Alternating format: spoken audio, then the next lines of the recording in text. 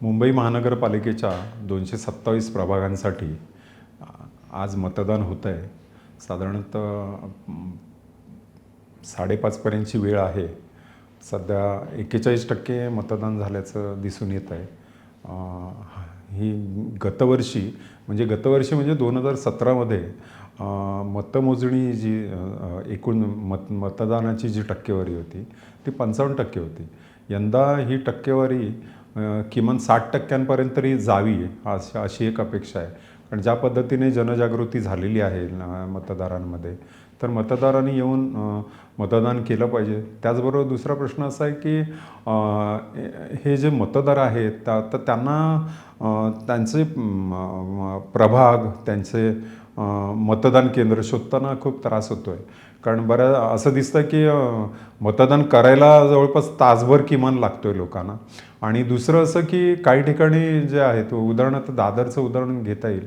191 प्रभाग जो आहे, तर तिथले जे ओरिजिनल मतदार जे आहेत तर त्यांना 192मध्ये टाकल्याचं ऐकायला मिळतं आहे.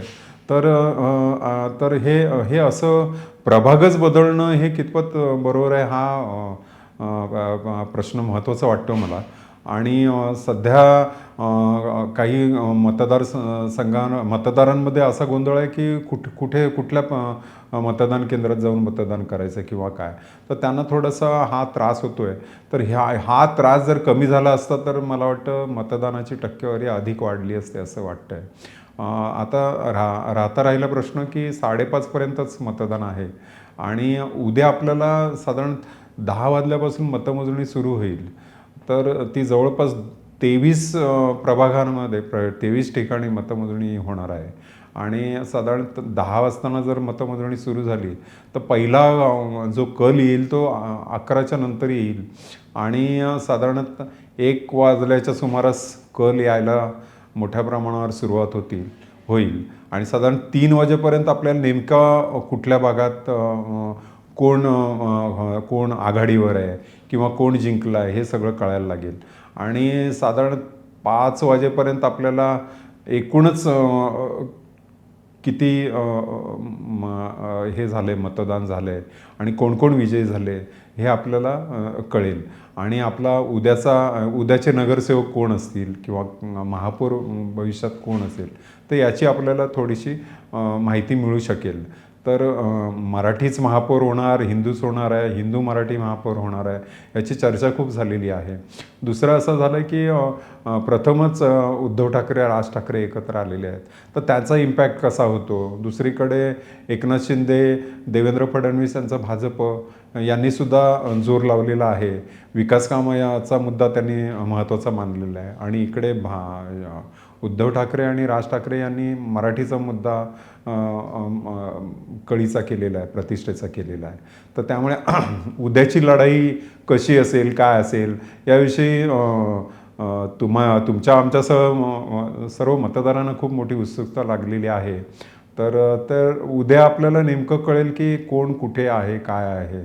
आणि ओव्हरऑल मुंबईचं सोडा, ठाण्याचं पण एक महत्त्वाचं, ठाणे हे मुंबईच्या शेजारचं शहर जरी असलं तरी तिथला निकालसुद्धा सर्व ठाणेकरांच्या दृष्टीने महत्त्वाचा असेल.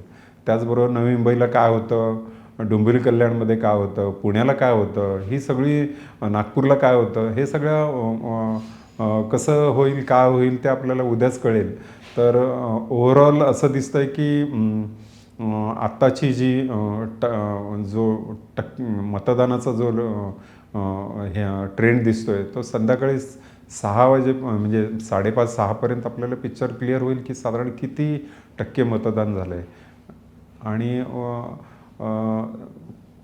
त्यावरच मग पुढची कशी गणित असतील, उद्या दुपारनंतर हेही आपल्याला कळेल की म्हणजे जसं सत्तेत येण्याचं समीकरणं जर सुरू झाली तर मग कोणाबरोबर आघाडी, कोणाला आपल्याकडे घेता येईल किंवा काय. तर ह्या सगळ्या राजकीय डावपेच पुढे सुरू होतील उद्यापासून. असं म्हणजे उद्या दुपारनंतर खऱ्या अर्थाने या निवडणुकीला रंगत प्राप्त होईल असं वाटतं मला. धन्यवाद.